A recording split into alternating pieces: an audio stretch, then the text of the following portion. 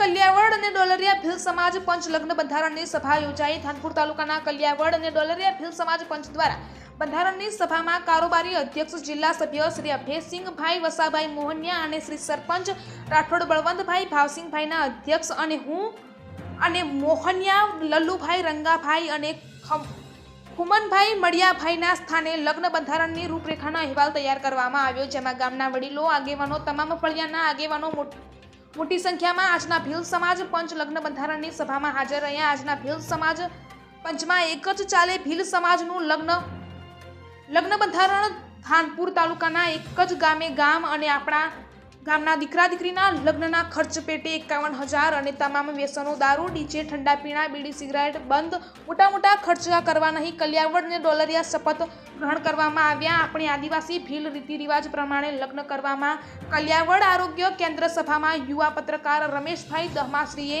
શપથ લેવડાવ્યા।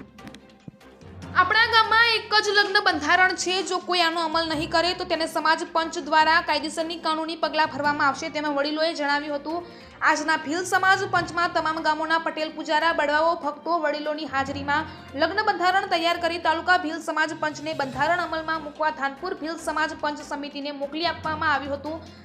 આજના ભીલ સમાજ પંચ ગામમાં સૌ ગ્રામજનોની સર્વસંમતિથી લગ્ન બંધારણ અમલમાં મૂકવામાં આવ્યું હતું। રિપોર્ટર ચંદુભાઈ મોહનિયા, દાહોદ।